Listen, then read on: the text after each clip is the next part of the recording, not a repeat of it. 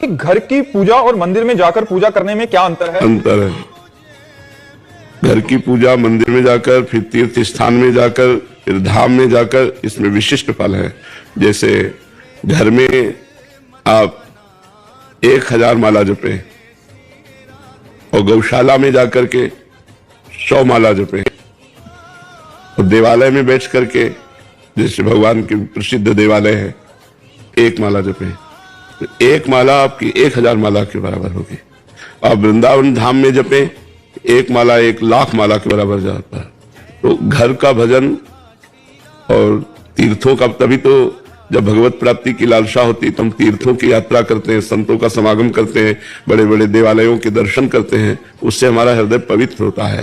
तो ये जरूर है कि घर में जो हम उपासना करते हैं उससे कई गुना लाख पुरियों में, धामों में। अब जैसे अपने घर में बैठकर भजन कर रहे हो, गंगा के तट पर बैठकर भजन कर रहे हो, तो अंतर नहीं होगा।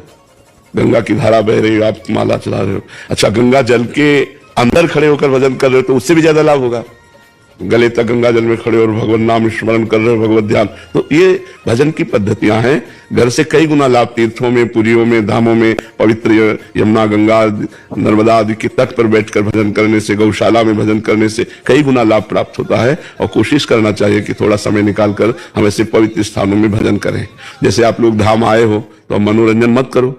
1 दिन 2 दिन के लिए, 4 दिन के लिए आए, कोई गंदा आचरण मत करो। 1 दिन उपवास करो, यमुना किनारे बैठकर नाम कीर्तन करो, वृंदावन की परिक्रमा करो, हो सके तो 10-20 रुपया के फल फूल लेकर के, यहाँ के जैसे बंदर हैं ऐसे दान कर, साधु महात्मा, ऐसी सेवाएं, ऐसे मंगल में कार्य करने चाहिए जिससे हमारे दुख कटते हैं और हमें सुख प्राप्त होता है। और जो लोग यहाँ आकर के भी गंदे आचरण करते हैं, पापाचरण करते हैं, मनमानी आचरण करते हैं, दुख भोगेंगे। तो यहाँ का पुण्य भी लाख गुना है तो पाप भी लाख गुना है।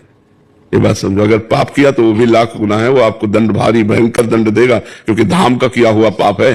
सर्वत्र किया हुआ पाप धाम में प्रवेश होते ही नष्ट हो जाता है, लेकिन धाम का किया हुआ पाप फिर आपको कहां नष्ट होगा। धाम ही कृपा करे तो नष्ट हो सकता नहीं, भोगना पड़ेगा। वज्र की लीक होता है जी।